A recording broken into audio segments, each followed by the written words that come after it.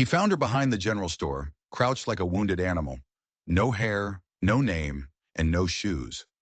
Her scalp was a pale, gleaming map of misery under the harsh noon sun, shaved clean down to the skin. Her feet were a bloody ruin, raw and caked with dirt. And when Malachi Thorne first saw her, she was trying to eat scraps from a pig trough. The sight stopped him cold. In all his years drifting from the bone-dry deserts of the Arizona Territory to the muddy streets of the Dakota boomtowns, he'd seen his share of human suffering. He'd seen men broken by gold fever, families shattered by drought, and entire towns swallowed by greed. But this was different. The girl couldn't have been more than 17, maybe younger. Someone had taken a blade to her head, shearing off every last strand of hair in a brutal, hurried act. Her clothes were little more than rags, torn and stained with things Malachi didn't even want to guess at. She was a ghost, a whisper of a person, and the world had clearly tried its best to erase her completely. Malachi moved slowly, the way you'd approach a spooked Mustang. He kept his hands open, his voice low. "Easy there," he said, the words soft as dust. Her head snapped up, and the effect was electric. She scrambled backward, her small body pressing flat against the rough-hewn wooden wall of the store. Her eyes were impossibly wide with a primal terror, dark and hollowed out, like she'd stared into the abyss, and the abyss had stared right back, stealing something essential from her. He could see the damage more clearly now. Her face was a canvas of old and new bruises. A sickening blend of purple and yellow bloomed around her jaw and left temple. Fresh cuts, still red and angry, crisscrossed her arms like tally marks of pain. And the way she clutched her left side, her breath coming in shallow little gasps, told him someone had put their boot into her ribs, and recently. But it was her eyes that truly got to him. They held no hope, no fight. There was nothing left in them but the flat, blank stare of someone who had given up on the world, someone who no longer expected kindness, only the next blow. "I'm not going to hurt you," Malachi said again, crouching down to make himself smaller, less of a threat. He was a big man, and he knew his size could be intimidating. He moved with a practiced gentleness, pulling a piece of hardtack from his coat pocket. He held it out on his open palm. The girl stared at the food as if it were a mirage. Her eyes flickered from the dry biscuit to his face, searching for the trick, the trap, the cruelty that was sure to follow this strange, unexpected gesture. In her world, nothing was free. When she finally reached for it, her hand trembled so violently she could barely grasp it. The moment her fingers touched the bread, she snatched it back and tore into it with a desperate, animalistic hunger. She hadn't eaten in days, maybe weeks. Malachi felt something twist deep in his chest, a cold, hard knot of anger. He'd seen hungry people before. This was starvation. "What happened to you?" he whispered, more to himself than to her. She just stared at him blankly, chewing with a frantic energy. He tried again, first in broken Spanish, then in the few words of German he knew from working the mines up north. Nothing. Not a flicker of recognition. She was a puzzle with no edges, a story with its pages ripped out. The girl finished the hardtack in a few ragged bites and looked at him, her body tensed, as if waiting for him to demand his payment. But before he could say another word, heavy footsteps crunched on the gravel behind them. Malachi turned. Deputy Morrison was rounding the corner, his hand resting casually, almost lazily, on his gun belt. The lawman's face, already set in a permanent scowl, hardened even further when he saw the girl. "Well, well, found our little problem, did you?" Morrison said, his voice as cold and sharp as a winter wind. "We've been looking for this one all morning. Someone saw a bald Chinese girl stealing from the bakery." Malachi stood up slowly, deliberately positioning himself between the deputy and the girl. He could feel her trembling behind him, a small, terrified presence at his back. "She's hurt," Malachi said, his voice level. "She needs a doctor, not a jail cell." Morrison let out a short, ugly laugh that held no humor at all. "Help? Stranger, you have no idea what you're dealing with. This one's brought nothing but trouble since the day she showed up." He took a step closer, his eyes narrowing into hard little slits. And folks around here are starting to wonder about anyone who'd be so quick to defend her. The threat hung in the air between them, thick and suffocating as gunsmoke. Malachi didn't flinch. He'd faced down men far more dangerous than this Tin Star bully. But he knew this wasn't just about him and Morrison. The entire town was watching from behind drawn curtains and dusty windows. He felt the girl press closer against his back, her breathing quick and shallow, like a cornered rabbit. "Step away from her, stranger," Morrison ordered, his hand moving from his belt to the polished handle of his Colt. "This girl's got a debt to pay, and harboring a thief makes you complicit." A debt. The word landed like a stone in Malachi's gut.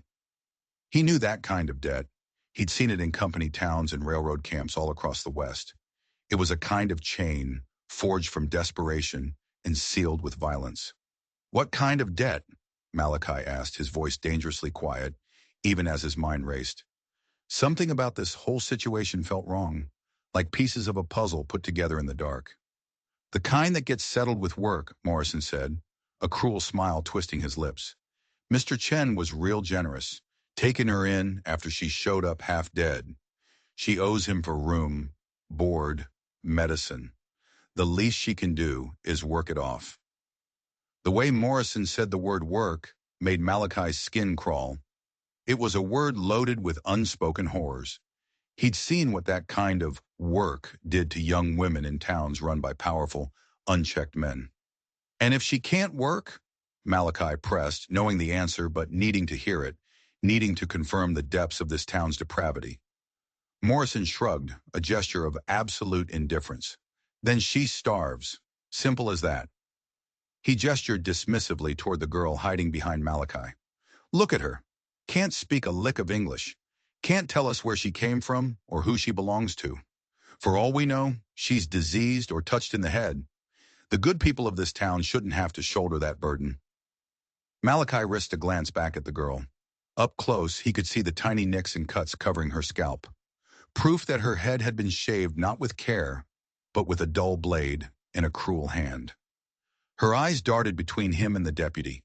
She couldn't understand the words, but she understood the universal language of threat.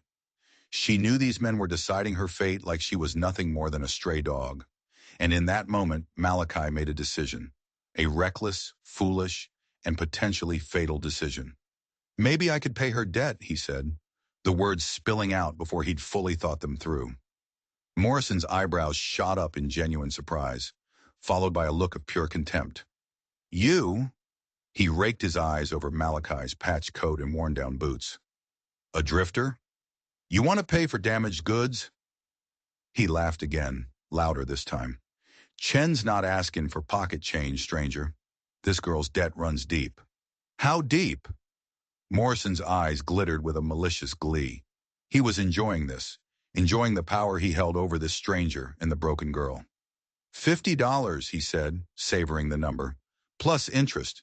That's been building for weeks." $50. Malachi's jaw tightened. In this part of the country, for a man like him, that might as well have been 5,000. It was a king's ransom. It was the kind of debt designed never to be paid, a chain forged to hold someone in bondage forever. "And what if I can pay it?" Malachi asked, his mind already spinning, trying to find a path through this impossible situation. "Then you become Chen's problem too," Morrison said simply, his smile vanishing. "He's not in the charity business. You take responsibility for her. You take responsibility for her debt. And trust me, stranger," he leaned in closer, his voice dropping to a conspiratorial whisper. "Chen has his own ways of collecting from people who don't pay." Just then, the girl did something that surprised them both. She grabbed a fistful of Malachi's worn coat, her knuckles white. He looked down at her, and she was shaking her head frantically, her eyes wide with a terror so profound it was almost breathtaking. She didn't need to speak English to understand. She knew that this man, this stranger, was trying to buy her chain, and she knew that chain would only drag him down into the same hell she was living in. Morrison had seen enough. He stepped forward, reaching for the girl's arm. "Enough talk. She's coming with me."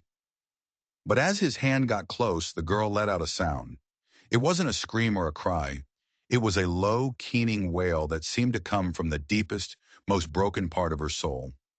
It was a sound of such pure, undiluted pain that it made both men freeze in their tracks. She collapsed to her knees, wrapping her arms around her own thin body, rocking back and forth in the dirt. Morrison cursed and took a hasty step back. See? Touched in the head. Nothing but trouble. Malachi knelt beside the girl, his heart hammering against his ribs. Whatever had been done to her, whatever had stripped her of her hair and her voice and her hope, it was 100 times worse than he had imagined. And now he was the only thing standing between her and whatever fresh nightmare Morrison and this Mr. Chen had planned for her. He had no money. He had no allies. He was just a stranger in a town that had already decided who was worth saving and who was disposable. But he had made a promise, even if it was only to himself. "I'll find the money," Malachi said, his voice quiet but firm, not taking his eyes off the girl. "Give me time." Morrison's laugh was sharp as broken glass. "Time? Chen's patience ran out yesterday." He pointed a thick finger at Malachi. "You've got until sundown, stranger. Not a minute more. After that, this girl goes back where she belongs, and you'd better be long gone from this town, or you'll be joining her in a debt you can't even imagine." Sundown. The word echoed in the alleyway long after Morrison had gone. It was a death sentence. $50 might as well have been a mountain of gold. Malachi checked his pockets. He had $3 and a handful of change, enough for a hot meal and a bed for the night, but not nearly enough to buy a person's life. The girl was still on her knees, but she'd stopped her desperate rocking. She was looking up at him now, those hollow eyes searching his face. For the first time, something flickered in their depths. It wasn't hope, not yet. It was more like a desperate, fragile curiosity. She was trying to read him, trying to understand why a stranger would stand up to the law for someone like her. "I don't know how," Malachi said softly, speaking more to himself than to her, "but I'm going to help you." He didn't know if she understood the words, but he hoped she could hear the conviction in his voice. He helped her to her feet. She was light as a bundle of sticks, and she winced as she put weight on her left leg. Her bare feet were in even worse shape than he'd first thought. It wasn't just cuts and bruises anymore. The skin was red and swollen, with angry streaks running up from her toes. Infection. He could smell the sickness, a faint, sweet, rotting scent that signaled the poison was already spreading through her blood. "First things first," he murmured, gently guiding her toward the main street. "You need shoes and a doctor." But as they emerged from the shadows of the alley into the unforgiving glare of the sun, Malachi felt the weight of 100 eyes on them. The town went silent. Conversation stopped mid-sentence. A blacksmith's hammer froze in midair. Women on the boardwalk pulled their children closer, shielding their eyes as if the girl's misery was contagious. Men lounging outside the saloon subtly shifted their positions, their hands moving closer to their holstered weapons. The air grew thick with suspicion and hostility. The girl instinctively pressed closer to his side, trying to make herself as small and invisible as possible. "That's her," someone whispered from a doorway, the voice just loud enough to carry. "The one they're talking about." "Heard she's got some kind of oriental plague," another voice added, laced with ignorant fear. "That's why they shaved her head, to stop the spread." Malachi kept his head high and his jaw set, but he could feel the town closing in around them, a wall of prejudice and fear. These people had already tried and convicted this girl in their minds. She was a threat, a burden, a problem to be disposed of, and now by standing with her, he was guilty by association. They reached the doctor's office, a small clapboard building with fading painted letters on the window. Dr. A. Henley, physician and surgeon. Dr. Henley was a thin, tired-looking man with spectacles perched on his nose. He had kind eyes, but the moment he saw the girl cowering behind Malachi, those kind eyes clouded over with something that looked a lot like fear. "I can't treat her," he said, his voice a nervous whisper, before Malachi could even open his mouth. "Mr. Chen gave specific instructions. Any medical care has to go through him, and he's made it very clear. Her account is closed." "She's sick," Malachi said, his voice tight with frustration. He pointed to her infected feet. "Look at her. Those cuts could kill her if they're not treated. And I could lose my practice, my home, everything I have if I go against Chen's orders, Dr. Henley replied, his gaze dropping to the floor. His voice was heavy with a regret that was almost palpable. He owns the mortgage on this building, on half the buildings in town.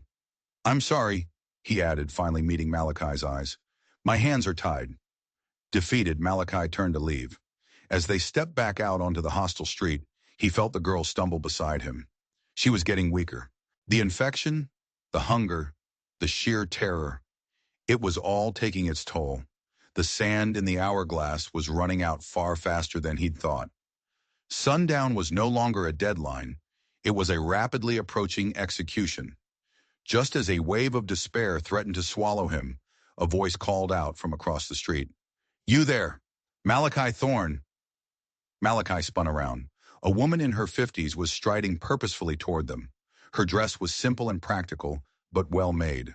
She had the look of someone who had weathered more than her share of storms, but had refused to let them break her spirit. I'm Mrs. Adelaide Crawford, she said, her voice clear and strong. She didn't look at Malachi. Her eyes were fixed on the girl, and her expression was one of genuine, unadulterated concern. I run the boarding house at the end of the street. I saw what happened in the alley with Deputy Morrison. I'm trying to help her, Malachi said carefully, unsure if this was another enemy or a potential ally. Mrs. Crawford's eyes hardened. This town's made up its mind about a lot of things that ain't right. She glanced around nervously, then stepped closer, lowering her voice. Chen's got half the men in town in his pocket, bought and paid for. The other half are too damn scared to cross him, but there are still a few of us left who remember what common decency looks like. She pressed something small and heavy into Malachi's hand. It was a cloth pouch that clinked softly.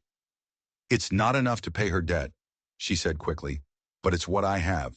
Maybe it'll buy you some time, or a ticket out of here. She looked him straight in the eye. But there's something else, something you need to know about Mr. Chen, and about where that poor girl really came from. Her words hung in the air, a promise of a deeper, darker truth.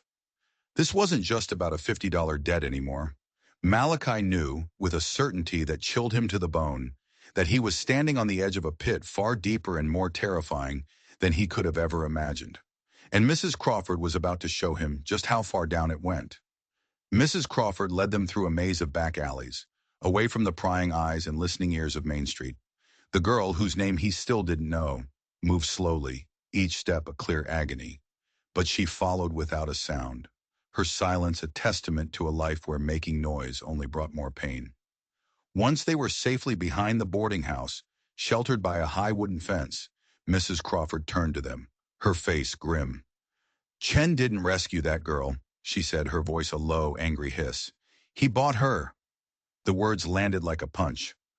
3 weeks ago, she continued, a wagon train came through, Chinese workers heading for the railroad camps up north. One of their wagons broke an axle just outside town. They were stuck here for 2 days waiting for the blacksmith to fix it. Her voice dropped to a whisper heavy with disgust.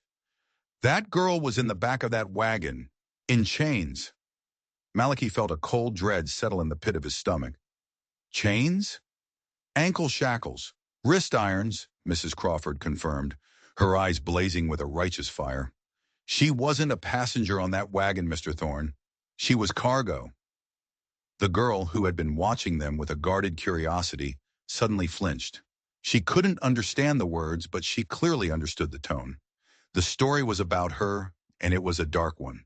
Tears, the first real emotion Malachi had seen from her besides raw terror, began to well in her eyes and trace silent paths through the grime on her cheeks.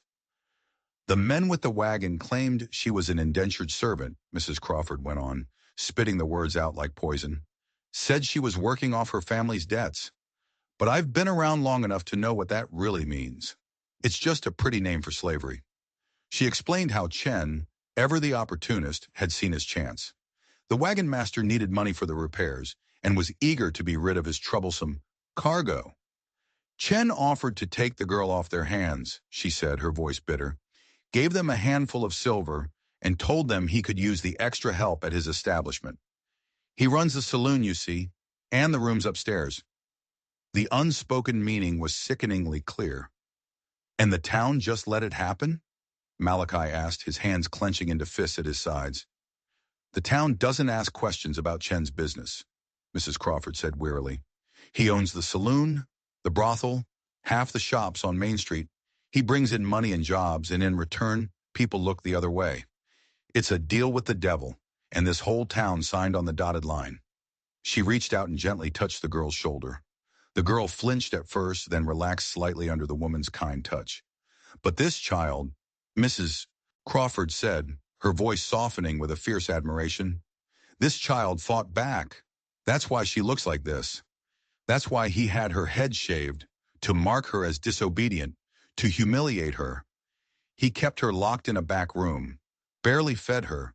He was trying to break her spirit. How did she escape? Malachi asked, his respect for the small, silent girl growing by the second. 3 nights ago, there was a fire in the back rooms of the saloon.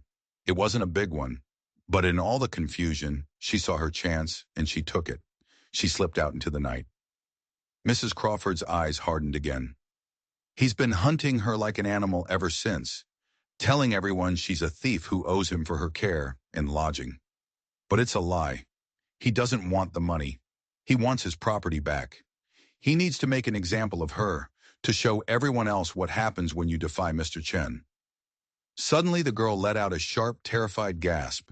She wasn't looking at them anymore. Her eyes were fixed on the street beyond Mrs. Crawford's shoulder, wide with a fresh wave of terror. She was pointing a trembling finger. Malachi followed her gaze. 2 men were walking purposefully toward them. One was short and stocky, dressed in expensive clothes that seemed utterly out of place in this dusty frontier town. He had cold, reptilian eyes and a cruel set to his mouth. Malachi knew without a doubt that this was Chen. The man beside him was a different kind of threat. Taller, leaner, with a face that was a roadmap of violent encounters. A long, jagged scar ran from his temple to his jaw, pulling one side of his mouth into a permanent sneer. His hand rested on the butt of a gun, and he looked like he knew how to use it. "Mrs. Crawford," Chen called out, his English thick with an accent Malachi couldn't quite place. His voice was deceptively smooth, like silk wrapped around a steel blade.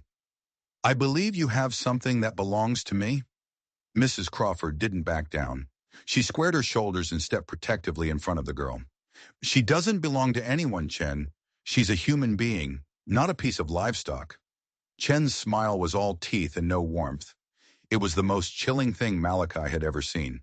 "She is an indentured servant," Chen said smoothly, "with a legally binding debt.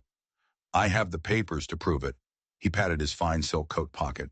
"It was very expensive to transport her all the way from California. Very expensive to feed and house her. She must work to repay my generosity." "What kind of work?" Malachi asked, his voice low and dangerous, though he already knew the answer would make him sick. Chen turned his cold eyes on Malachi. "Whatever work I require. Cleaning, cooking, serving my customers." The lie was so blatant, so audacious, it hung in the air like a foul odor. Everyone in that alley knew what serving his customers really meant, but saying it out loud would force them to confront an ugly truth they had all chosen to ignore. This was the moment of truth. A crossroads in the dust. Fight 2 armed and dangerous men to protect a girl he'd only just met, and likely die trying? Or try to negotiate with a monster who saw human beings as property? A man who held all the cards in this corrupt, broken town? What would you do? Would you stand and fight, knowing the odds were impossible? Or would you walk away, telling yourself it wasn't your problem? Let me know in the comments, because what Malachi decided in the next 3 seconds would determine whether this girl lived free or died in chains. The girl pressed herself against Malachi, her whole body trembling like a leaf in a storm. In that instant, he knew. There was no walking away. Not for him. Time seemed to slow down, the world narrowing to the space between him and Chen. He could feel the weight of the girl's life in his hands, and he knew that whatever choice he made, there would be no going back. Malachi took a single deliberate step forward, planting himself firmly between Chen and the girl. He was a rock, an immovable object against a tide of pure evil. "She's not going anywhere with you," he said, his voice flat and devoid of any emotion. Chen's scarred companion tensed, his hand twitching over the handle of his gun. "That's a big mistake, stranger." "Maybe," Malachi replied quietly, "but I've made worse ones and lived to tell the tale." The tension in the alley crackled like lightning, a palpable force that made the air thick and hard to breathe. Mrs. Crawford grabbed the girl's hand, ready to pull her toward the safety of the boarding house, but it was too late. They were caught. To Malachi's surprise, Chen raised a hand, stopping his bodyguard from drawing his weapon. "You are a reasonable man, yes?" Chen said to Malachi, his tone shifting to something almost conversational. He was sizing him up, calculating. "You understand business. This girl, she cost me much money, transportation, food, medicine when she arrived sick. Now she runs away before paying her debt. In my country and in yours, this is called theft." "Theft?" The word dripped with contempt from Malachi's lips. "A man who buys and sells human beings wants to talk to me about theft?" For a fraction of a second, Chen's mask of civility slipped, revealing the cold, cruel predator lurking beneath. His eyes flashed with a murderous rage. But just as quickly it was gone, replaced by that same oily smile. "I have legal papers," he insisted. "A signed contract. She works for me for 7 years to repay her family's debt. Then she is free to go. This is the law." "7 years," Mrs. Crawford spat, her voice shaking with outrage. "At the rate you were planning to work her, she'd be dead in one." Chen shrugged, a casual, dismissive gesture, as if they were discussing the life expectancy of a farm animal. Perhaps she should have thought of that before her family borrowed money they could not repay. And then the girl spoke. It was just one word, barely a whisper, but it landed in the silent alley like a thunderclap. "Please." Everyone froze. Everyone turned to stare at her. Her English was broken, heavily accented, but the raw desperation in her voice was a universal language that everyone understood. "Please. No, go back," she whispered, tears streaming down her face. Chen's face darkened. The girl speaking English ruined his narrative that she was a witless creature who didn't understand her obligations. "You see?" he snapped. "She speaks English. She understands everything. She chose to run away. She chose to steal from me. Now she must pay the consequences." Malachi ignored him. He looked down at the girl, his voice gentle. "What's your name?" She looked terrified to answer, her eyes darting nervously toward Chen, as if speaking her own name was a forbidden act. "Li Mei," she whispered, the name barely audible. "Li Mei," Malachi repeated, and the simple act of hearing her name spoken with kindness seemed to give her a small spark of strength. She straightened her back, just a fraction of an inch. "How old are you?" he asked. 16, she said, her voice trembling. 16. The word ignited a wildfire of rage in Malachi's chest. This child, barely a woman, had been sold into slavery, transported across the country like cattle, and now this monster wanted to drag her back to the unspeakable hell he had prepared for her. This was no longer just about doing the right thing. This was personal. "The debt's not hers," Malachi said suddenly, an idea forming in his mind. A desperate, long-shot gamble. "It's her family's debt, you said. That means she's just collateral." Chen nodded slowly, his eyes narrowed, suspicious of where Malachi was going with this. "Then the contract can be transferred," Malachi continued, the plan solidifying as he spoke. "Someone else can take on the debt. Transfer her contract to me. I'll work off her debt for you." For a moment there was stunned silence. Then Chen burst out laughing, a genuine mocking laugh this time. "You? A penniless drifter? You have no money, no property. You have nothing. What could you possibly offer me?" Malachi held Chen's gaze. He reached slowly into his coat, and his hand emerged with something that made Chen's scarred companion take an involuntary step back. It wasn't a gun. It was a small, tarnished piece of metal that caught the afternoon light, a 5-pointed star. "I'm a former U.S. Marshal," Malachi said, his voice quiet but carrying the weight of absolute authority. "And I know exactly what kind of business you're really running here, Chen. I've been tracking operations just like yours for the last 3 years." He let that sink in before delivering the final blow. So here's my counteroffer. You tear up Li Mei's contract. You let her go.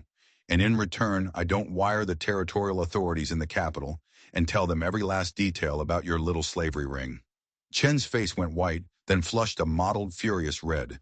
The entire dynamic had shifted in the blink of an eye. The game had changed completely. You have no proof, Chen hissed, but his voice had lost its confident edge. It was brittle with fear. Don't I? Malachi's smile was grim and utterly without humor. There are missing persons reports filed in 3 territories. Families looking for sons and daughters who disappeared into the railroad camps. I think the authorities would be very interested to see your legal papers and compare them to the names on my list. The scarred man's hand was now hovering directly over his gun, his knuckles white. Boss, he growled, just give the word. But Chen was a businessman first and a thug second. He was calculating the odds, weighing the risks. A dead lawman, even a former one, would bring a world of trouble down on his head. It would bring investigators, questions that couldn't be bought off with threats or bribes. And if this man really had been tracking him... This is not over, Chen said finally, his voice shaking with a barely controlled rage. He pointed a trembling finger at Malachi. You have no idea what you've just started. With a final venomous glare, Chen and his man backed away, their retreat a promise of future violence. As they disappeared around the corner, Mrs. Crawford let out a breath she seemed to have been holding for an eternity. A marshal, she said, looking at Malachi with a newfound respect. That explains why you didn't flinch when Morrison threatened you. Malachi tucked the badge back into his coat. A former marshal, he corrected her, his voice heavy with a past he didn't want to talk about. I turned in this badge 3 months ago. His eyes held a deep, profound sadness. Sometimes the law isn't enough to protect the people who need it most. Li Mei was staring at him, her expression a mixture of awe and disbelief. For the first time since he'd found her behind that pig trough, she wasn't looking over her shoulder in terror. She was looking at him. You save me? She asked, her voice filled with a fragile, dawning hope. For now, Malachi said grimly. He knew Chen better than she did. Men like that didn't just walk away from a loss. He's right about one thing. This isn't over. He's got too much money and power invested to just let this go. Just then, from the direction of the saloon, a new sound began to rise. The sound of angry voices, a lot of them. Malachi's victory had been a temporary one. He hadn't ended the fight. He had just started a war. Mrs. Crawford nodded grimly, her eyes fixed on the end of the street where the angry shouting was growing louder. Chen owns half this town, and the other half he's got leverage on. Deputy Morrison has been on his payroll for years. Even if we could get Li Mei out of town tonight, Chen would just send men after her. There's nowhere to run. Then we don't run, Malachi said quietly. We end this. Here. Now. How? Mrs. Crawford asked, her voice laced with skepticism. You're one man, Mr. Thorne. Chen has a dozen hired guns, a corrupt deputy, and a town full of people too scared to stand up to him. Malachi looked at Li Mei. She was listening intently, her brow furrowed in concentration, trying to piece together the conversation from the words she understood. Tell me about the fire, he said to her, his voice gentle. The fire at the saloon, the one you escaped from. Li Mei's face clouded over with the memory of that night, a mixture of fear and a surprising flash of defiance. I start fire, she said, her words halting but clear. Chen, he hurt other girl, younger girl. I try stop him, but he locked me in room. Her hands clenched into small, tight fists. So I burn his papers. Papers. The word hung in the air. Malachi's interest sharpened. What kind of papers? Names, Li Mei said, struggling to find the English words. Many names. Girls, boys, where they come from, where they go. Her eyes widened as she remembered more. And money papers. Who he pay? Who pay him? Mrs. Crawford gasped, her hand flying to her mouth. His ledgers? My God, child. You destroyed his records. Li Mei nodded, a flicker of pride in her eyes. He very angry. Say I cost him much money. That why he want me back so bad? Not just for work. She stumbled over the word, her face contorting in disgust. He need to punish me, to show others what happened if they fight back. The pieces of the puzzle slammed into place in Malachi's mind. It all made sense now. Chen's desperation, his willingness to risk a confrontation with a marshal. It wasn't just about one runaway girl. It was about his entire criminal enterprise. Without those records, Malachi thought aloud, he can't track his other victims. He can't collect on his illegal debts. And if the territorial authorities ever got their hands on those names of the people he's been bribing, his whole operation would collapse, Mrs. Crawford finished, her eyes wide with a dawning, dangerous hope. The commotion from the street suddenly grew louder, closer. Angry shouts now had names attached to them. "Thorne, get out here, Thorne! We know you're in there!" It was Deputy Morrison's voice, amplified by rage. Mrs. Crawford rushed to the window, peeking through a crack in the curtains. Her face went pale. "There's at least a dozen men out there," she whispered. "Morrison, Chen's men, and other townsfolk. Chen's been spreading the word that you're harboring a dangerous, diseased criminal." Li Mei pressed herself against the wall, her brief moment of hope instantly extinguished, replaced by the familiar, suffocating terror. "They come for me," she whispered, her body starting to tremble again. "No," Malachi said firmly, his voice a bedrock of calm in the rising storm. He checked the action on his pistol, the metallic click loud in the tense silence. "They're coming for me. Chen knows I'm the real threat now." He looked at Mrs. Crawford. "Is there a back way out of here?" "Yes, but where would you go? This is the only town for 50 miles in any direction. You'd be running with no food, no water, and they'd hunt you down in the desert." "Thorne!" Morrison's voice boomed again, right outside the front door this time. "I have warrants here, harboring a fugitive, interfering with legal business, assaulting an officer of the law. Come out now, or we're coming in." The whole situation was spiraling out of control. It was a trap, and the walls were closing in. Malachi, Mrs. Crawford, and Li Mei were cornered, with a lynch mob gathering at the door. It seemed like there was no way out. But then Li Mei spoke, her voice urgent, cutting through the fear. "There is something else," she said, her eyes burning with a sudden intensity. "The papers, I not burn all of them." She reached deep into the tattered rags of her clothing and pulled out a small, folded, water-stained piece of paper. She must have kept it hidden on her body this whole time. "I save one," she said, her voice trembling with the importance of her secret. "I hide before fire." She handed the paper to Mrs. Crawford. The older woman unfolded it, her eyes scanning the handwritten list. Her jaw dropped. This is half the town council," she breathed, her voice filled with disbelief. "The mayor's name is on here, the circuit judge, the sheriff from the next county over." She looked up at Malachi, her eyes wide with the horrifying realization. "It's a list of all the officials Chen has on his payroll." Malachi finally understood the true scope of Chen's power. He didn't just own businesses in this town. He owned the people who wrote the laws and the men who were supposed to enforce them. He was a king in his own private, corrupt kingdom. "That's it," Malachi said, a grim smile touching his lips. "That's not just a list. That's our way out of this. That's the weapon that can bring him down." The front door of the boarding house rattled violently as someone threw their shoulder against it. "Last warning, Thorne," Morrison bellowed from the other side. "Open this door, or we'll break it down." Li Mei, her bravery momentarily fading, grabbed Malachi's arm, her eyes pleading. "I go with them," she said desperately, the words tumbling out. "I go. Save you trouble. I already dead inside anyway."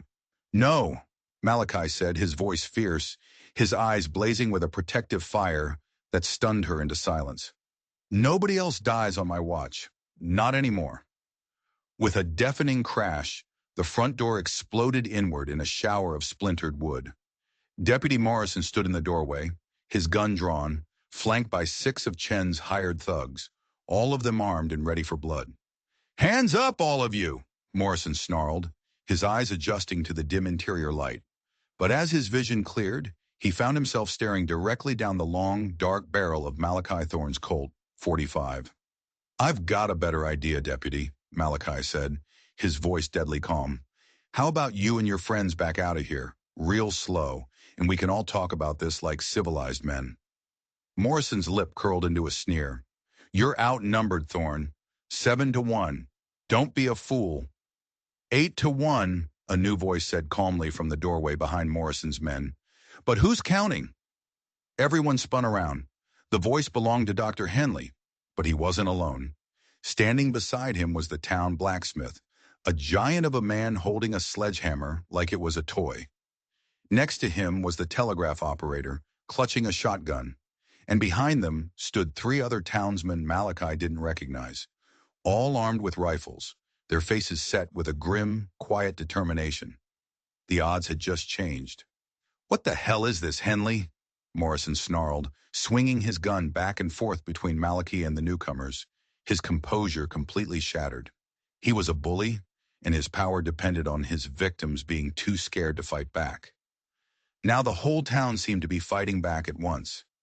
It's called a reckoning, Deputy, Dr. Henley said, his voice steady and clear. He had shed his fear and replaced it with a cold resolve. We've been watching Chen's poison spread through this town for months. We've been waiting for someone with the backbone to finally stand up to him. When Mrs. Crawford told us about Marshall Thorne here, we decided it was time to act. Morrison's face went chalky white. You're all making a big mistake. Chen's got legal papers. Chen's got nothing but forged documents and a payroll of bought officials, the blacksmith interrupted, his voice a low rumble like grinding stones. He took a heavy step forward, and Morrison's men instinctively shuffled back from the massive man and his hammer. We've seen that list, Morrison. We know exactly how much Chen's been paying you to look the other way while he traffics in human misery. Li Mei, still pressed against Mrs. Crawford, watched this incredible scene unfold, her eyes wide with a fragile, bougon-believe hope. These people, these strangers who had shunned her and whispered about her just hours before, were now risking their lives to protect her. Morrison's eyes darted around the room, desperately trying to find a way out of the trap that had just snapped shut around him. Even if that's true, you can't prove any of it. It's Chen's word against yours. Actually, Dr. Henley said, a thin, triumphant smile on his face, we can prove quite a lot. He pulled a folded piece of paper from his pocket. It was a telegram. I sent a wire to the territorial capital this afternoon, right after you left my office, Mr. Thorne. It seems there's been a federal investigation into human trafficking along the railroad routes. They were very interested to hear about the operation being run by a Mr. Chen in our quiet little town. Just then, Chen himself pushed through the crowd of armed townsmen, his face a twisted mask of pure rage. His silk suit and polished shoes looked ridiculous in the middle of this gritty, homespun rebellion. Enough! He shrieked, his voice high-pitched with fury. This girl is my property. I have a contract.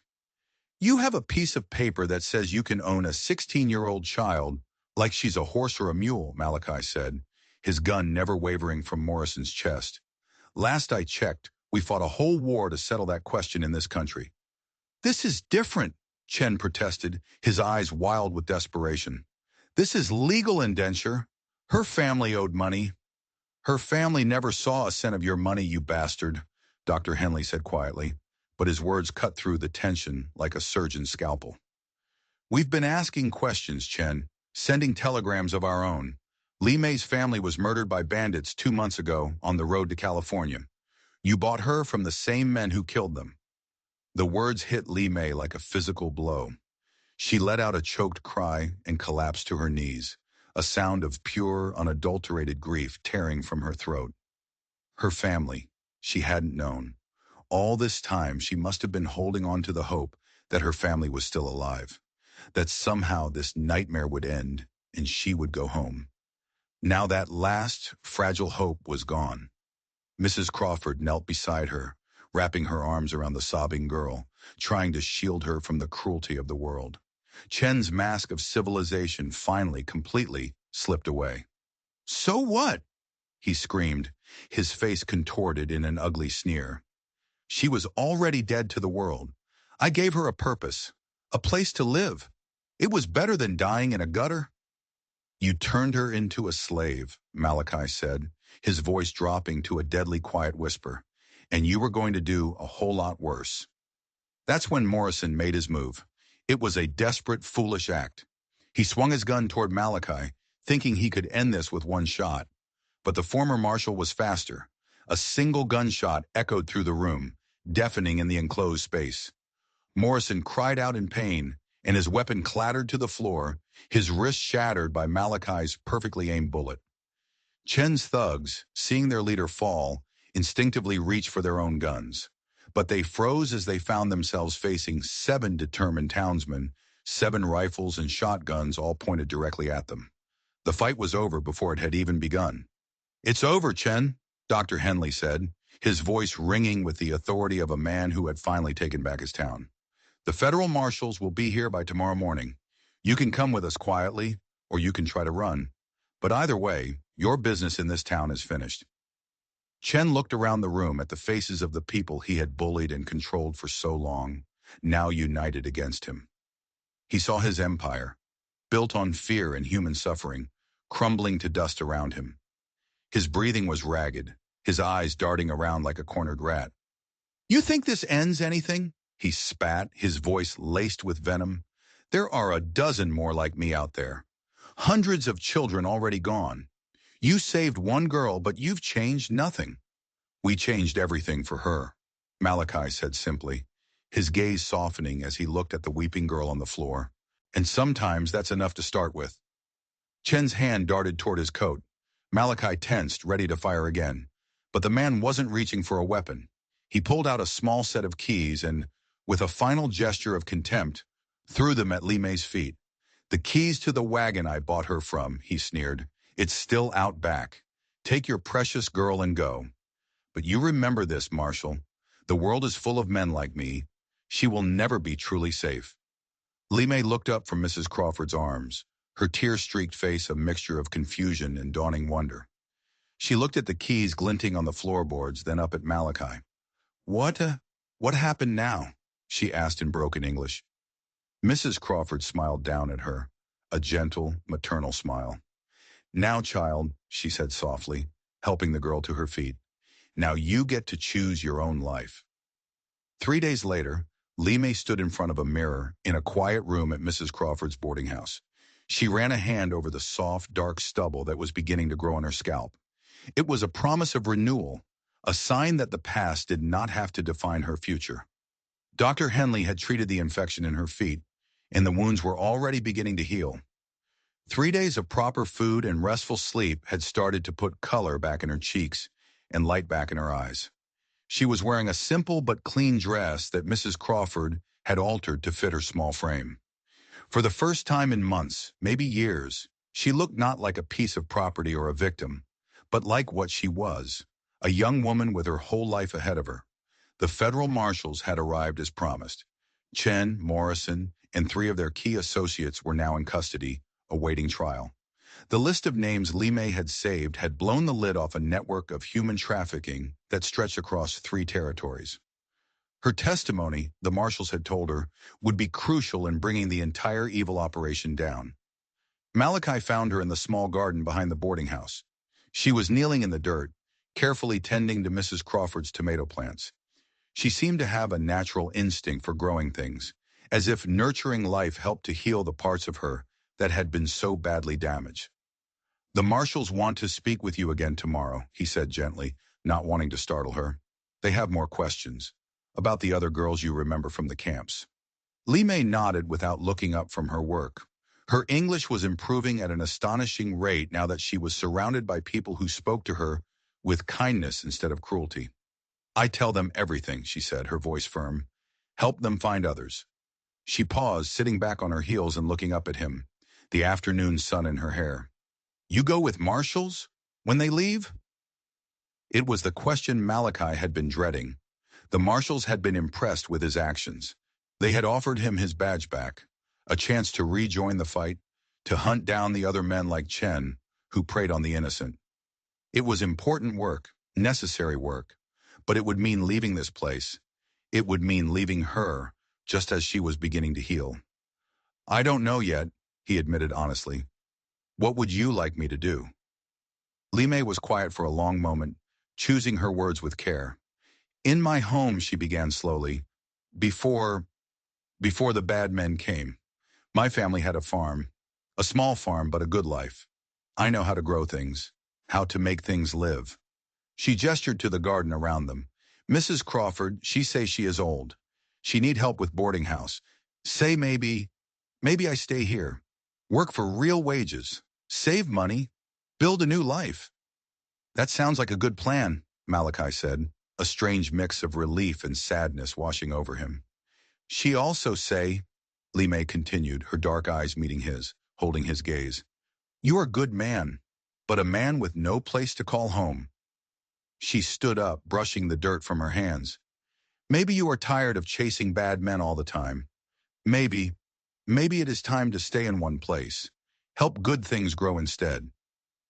Malachi felt something shift deep inside his chest, a tectonic plate of grief and anger that had been stuck for years. For so long, he had been driven by a restless need for revenge, hunting men like Chen because he had failed to save his own family from similar monsters long ago. But Li Mei was right. Chasing evil was a bottomless task. You could spend a lifetime doing it and never reach the end.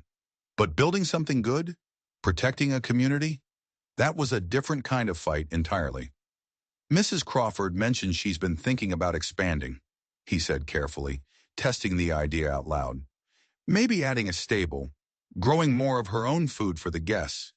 She'd need someone who knows horses, someone who can handle the rougher work. A smile, the first genuine, radiant smile he had ever seen from her, lit up Li Mei's face. She also mentioned, Li Mei said, her eyes twinkling with a newfound confidence, that this town will need a new sheriff. A real one this time. One who protects all the people, not just the ones who can pay him. Malachi chuckled. You've been having quite a few conversations with Mrs. Crawford, haven't you? She is a good woman, Li Mei said, her expression growing serious. She teach me many things about America, about what freedom truly means. She took a step closer to him. But the most important thing she teach me is this. Some people, when they save you, they do not want to own you. They want to see you stand on your own feet. They want to see you become the person you were always meant to be. 6 months later, Sheriff Malachi Thorne stood in the exact spot behind the general store where he had first found Li Mei. But the muddy, neglected alley was gone. In its place was a thriving market garden, bursting with green life, that supplied fresh vegetables to half the town. Li Mei had become Mrs. Crawford's full business partner. Together they had transformed the boarding house into more than just a place for travelers. It was a refuge, a safe haven for workers and new immigrants who needed a place to get on their feet. Her hair had grown back, thick and black, and she wore it in a simple braid that fell down her back. She had gained weight and confidence, and her English was now so fluent that she had started holding classes, teaching other immigrants who passed through the town, helping them navigate their new lives. Sheriff, she called out to him, waving from across the garden. She was helping a young woman, another girl who had been rescued from a trafficking ring 2 states over, showing her how to stake a tomato plant. Mrs. Crawford says dinner is in 1 hour. Bring your appetite. Malachi touched the silver star pinned to his chest. It was properly earned this time, not a relic of a painful past, but a symbol of a hopeful future. He had been elected by the people of the town, the same people who had once looked at him with suspicion. They trusted him to protect them, not to exploit them. The work was different from his martial days. Less chasing, more building. Less dramatic, but infinitely more meaningful. As he walked toward the warm, inviting light of the boarding house, he could smell Mrs. Crawford's cooking and hear Li Mei laughing with her new student. The sound of that laughter, free, genuine, and vibrantly alive, was a daily reminder of why some fights were worth having, why some risks were worth taking. Li Mei had been right. The world was still full of men like Chen. But he knew now, with a certainty that settled deep in his soul, that it was also full of people like Mrs. Crawford and Dr. Henley.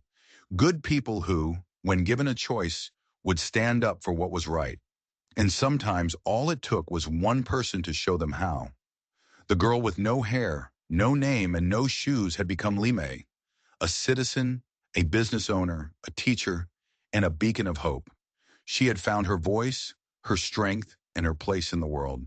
And in saving her, Malachi Thorne had finally found his way home. If you enjoyed this story of justice and redemption, please hit that subscribe button because we post new stories of incredible courage every single week.